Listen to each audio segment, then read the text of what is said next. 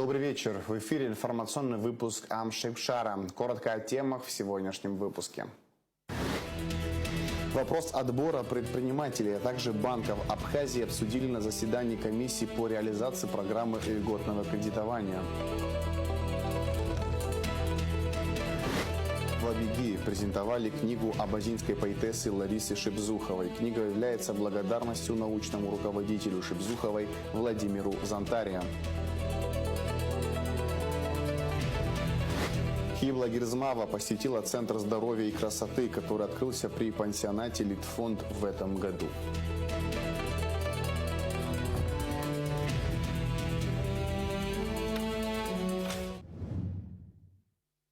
Президент Абхазии направил слова поддержки главе Татарстана Рустаму Минниханову, жителям республики, семьям погибших и пострадавшим в результате атаки украинских ВСУ на Нижнекамск. Слова поддержки направили главы более 40 регионов России, послы иностранных государств, президент Египта и король Бахрейна. Рустам Минниханов поблагодарил всех, кто поддержал Татарстан после трагедии. Напомним, утром 10 августа Нижнекамск подвергся массированной атаки украинских беспилотников. Удары пришлись по производственным и гражданским объектам. Погибли 13 человек, в том числе ребенок. За медицинской помощью обратились 78 человек, 25 были госпитализированы. 26 заявок зарегистрировано в рамках программы развития малых некапитальных средств размещения. Вопрос отбора предпринимателей, а также банков Абхазии, желающих принять участие в финансировании проектов, обсудили на заседании комиссии по реализации программы льготного кредитования на 2026-2028 годы. Подробности в репортаже Шейзина Ханагуа. Открывая заседание, председатель комиссии, вице-премьер Джансух Нанба напомнил, что ведется работа над программой поддержки развития малых некапитальных средств размещения. Был объявлен период приема заявок, были представлены соответствующие заявки инициаторами. На первом этапе мы рассмотрели те заявки, которые были уже готовы к рассмотрению. И вот сегодня мы подводим логическое, так скажем, завершение нашей работы. Нам будут представлены все заявки, рассмотренные Министерством экономики, и нам необходимо принять соответствующее решение. Присваиваем мы статус участника программы инициатору или нет. Зарегистрировано 26 заявок. Министр экономики Теймураз Микваби отметил, что общая стоимость инвестиционных проектов, которые планируется реализовать в рамках этих заявок, составляет 1 миллиард 48 миллионов 220 тысяч рублей. Из них сумма субсидий, на которую были поданы заявки, составляет 337,4 миллиона рублей при лимите на текущий год в размере 150 миллионов рублей. Также, насколько вы помните, на прошлом заседании комиссии было принято решение об одобрении проектов из, скажем так, первого этапа приема заявок. Было рассмотрено некоторое количество заявок, из них 3 заявки на общую сумму субсидий 51,5 миллиона рублей прошли отбор в рамках комиссии. На текущий момент задача стоит у Министерства экономики проинформировать членов комиссии о том, какие еще заявки были получены, как прошла их проверка, и проинформировать о проставлении предварительных баллов, которые осуществляются в соответствии с постановлением Кабинета министров. Одним из направлений государственной поддержки субъектов малого и среднего предпринимательства является предоставление льготных кредитов с привлечением финансовых средств абхазских банков. Данная подпрограмма предусматривает проведение 2 отборов уполномоченных банков и инвестиционных проектов. В рамках приема заявок от инвесторов потенциальных Министерством экономики было получено 49 заявок на общую стоимость инвестиционных проектов 1,6 миллиарда рублей на общую сумму кредита в размере 1 миллиард 58 миллионов рублей. На текущий момент ведется проверка полученных заявок и прилагаемых к ним материалов перед отправкой в банки для последующего рассмотрения. Следующий этап, а именно рассмотрение этих заявок комиссии, будет связан с получением Министерством экономики от банков заявок на предоставление субсидий, соответственно, участие этих проектов в отборе, который будет проводить комиссия. Следовательно, те проекты, по которым банки не найдут для них условий, которые позволяют говорить о том, что заемщик может обеспечить этот кредит, и сам инвестиционный проект проработан достаточно детально. Пока этого не произойдет, банки будут присылать либо отказы участвовать в поддержке данного проекта отдельно взятого, либо не будут об этом информировать, что будет, грубо говоря, приравнено. От абхазских банков получено 5 заявок на участие в отборе. В отношении одного из банков на текущий момент выявлены нарушения ряда нормативов, за соблюдением которых следит Национальный банк. В связи с этим пока нельзя говорить о возможности участия этого банка в отборе. По остальным заявкам проверка завершается. Получена информация от Министерства юстиции об отсутствии в отношении этих банков процедур банкротства, реорганизации и прочих ограничений, которые могли бы препятствовать их участию. Получена информация Министерства финансов о том, что у 4 банков оставшихся отсутствует задолженность перед республиканским бюджетом по возврату бюджетных кредитов. В течение следующей недели планируется завершить отбор банков, претендующих на участие в программе. Отбор будет осуществлять отдельная комиссия, созданная распоряжением премьер-министра. Шазина Ханагуа, Дэвид Маргия, Абхазское телевидение. 15-летний российский турист погиб в горах Кулрыбшского района, сообщает пресс-служба МЧС. По информации ведомства, подросток получил травмы, несовместимые с жизнью, во время альпинистского восхождения с группой российских туристов.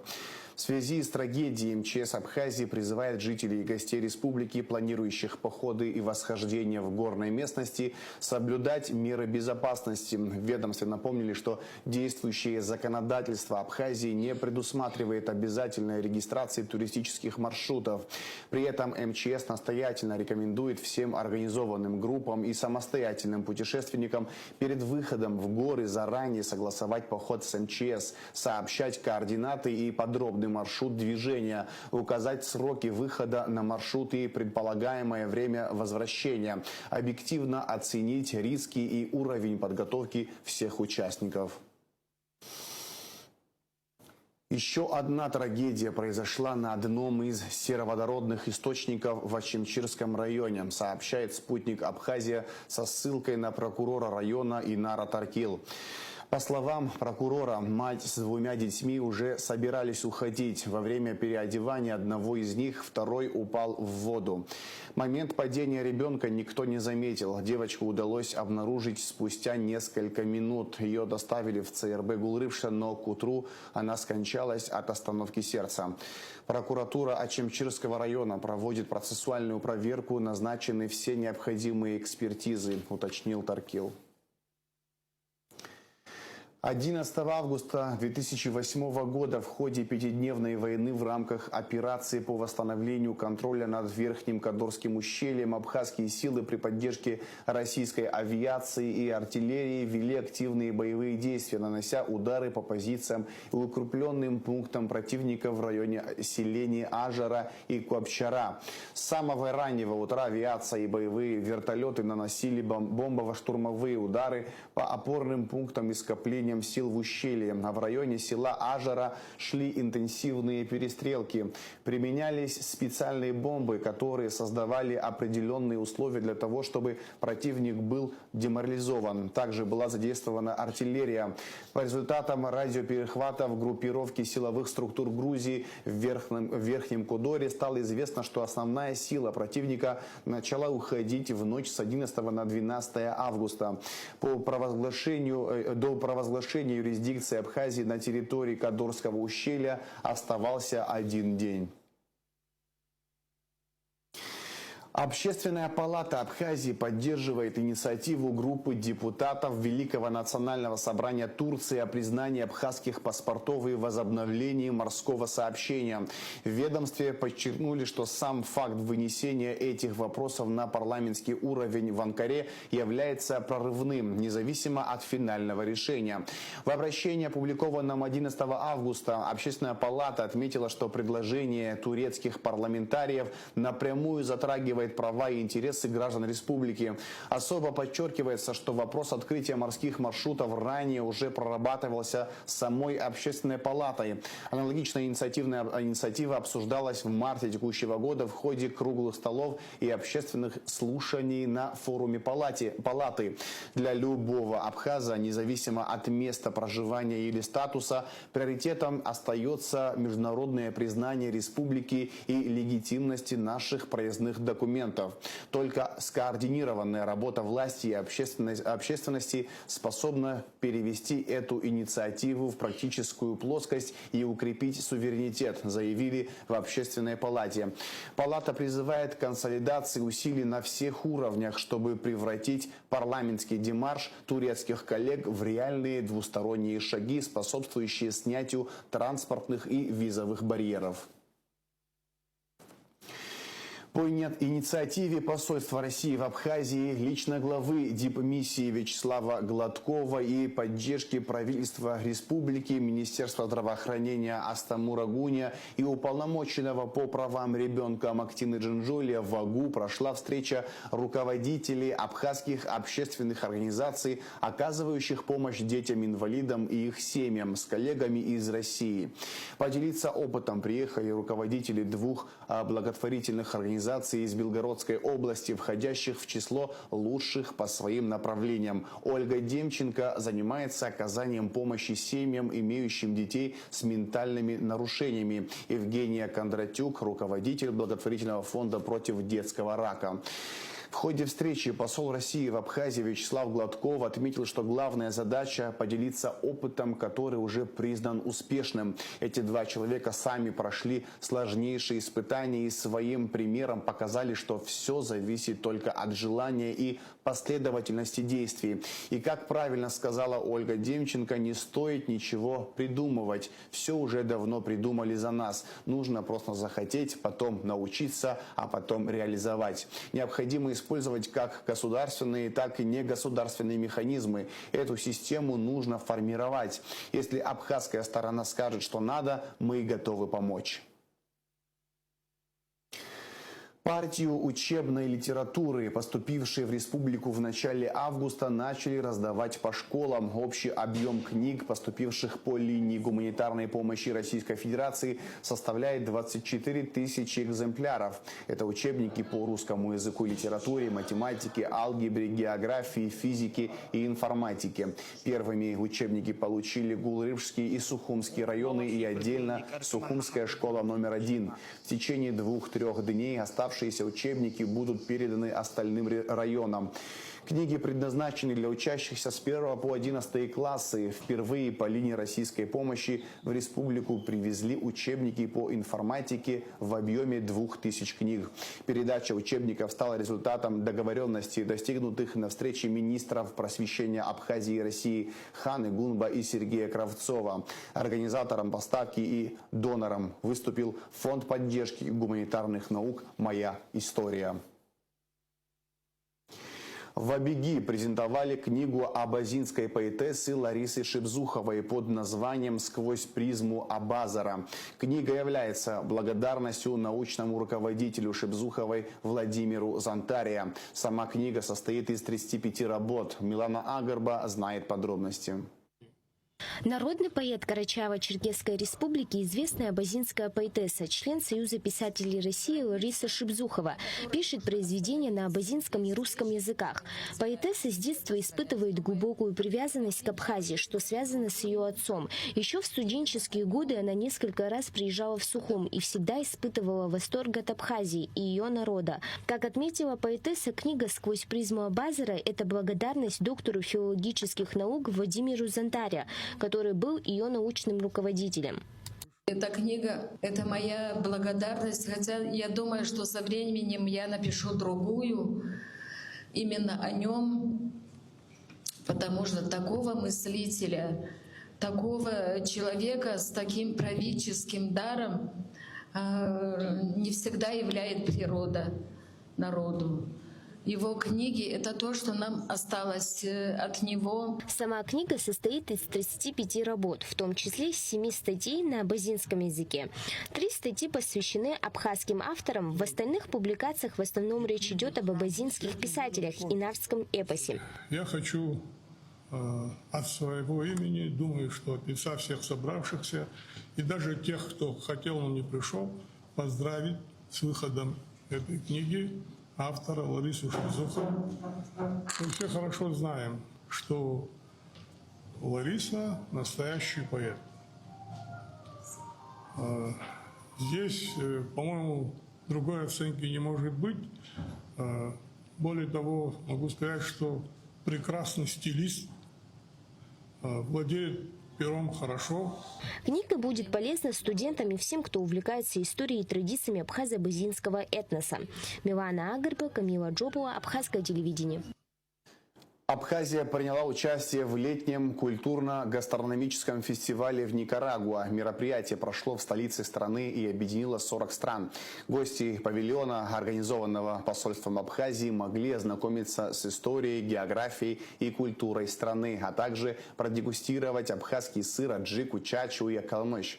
Кроме того, на фестивале представили абхазские банкноты, произведения ремесленников и традиционную одежду. Стенд Абхазии вызвал большой интерес у гостей и посетителей фестиваля, а также представителей дипломатического корпуса, аккредитованных в Республике Никарагуа, сообщили в МИД.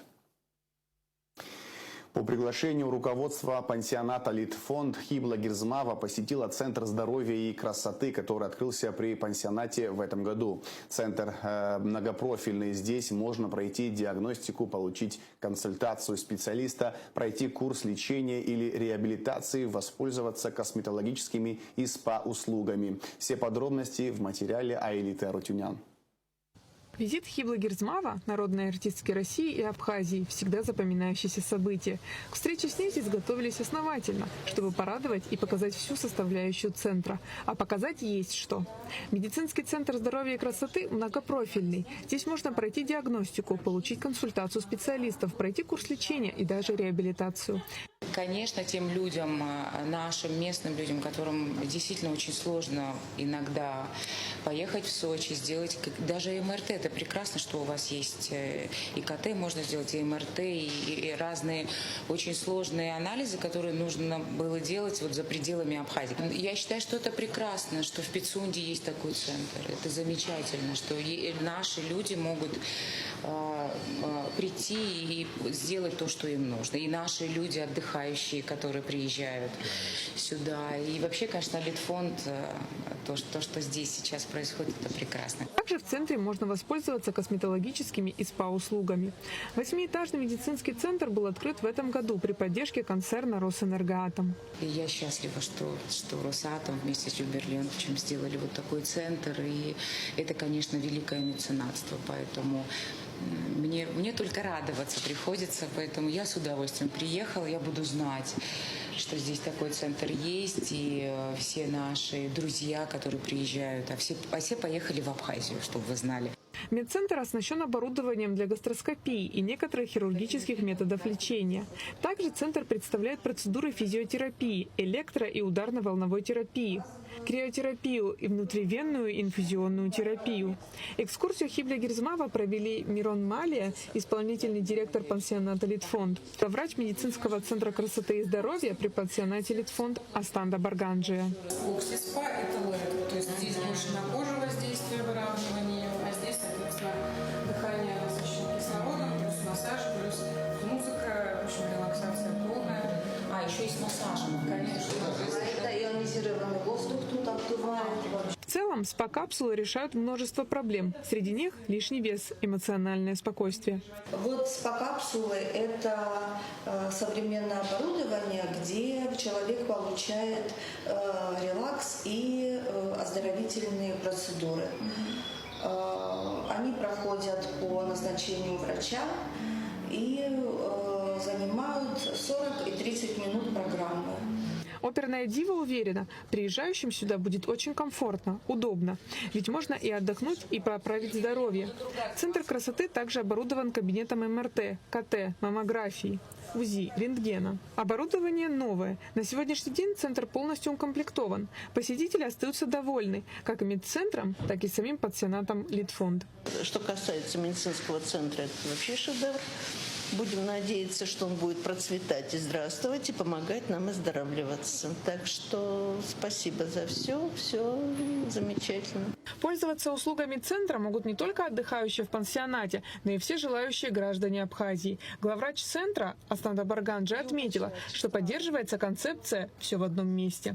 В этом заключается уникальность центра. Попасть на прием можно по записи. Все в одном месте, да, то есть у нас человек заходит, начиная от анализов лабораторных и заканчивая получением квалифицированной медицинской помощи, то есть это и диагностический ряд, и профилактические процедуры.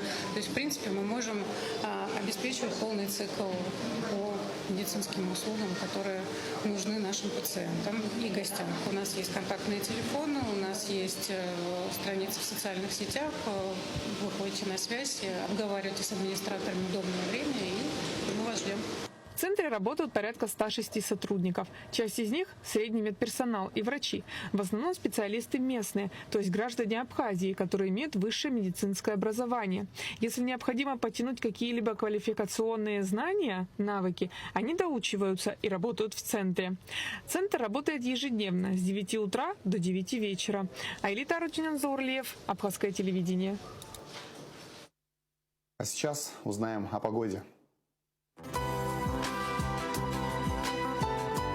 В среду, 12 августа, в Абхазии к вечеру возможен слабый дождь. Температура воздуха ночью 19-24, днем 27-32 градуса тепла. Температура морской воды плюс 27 градусов.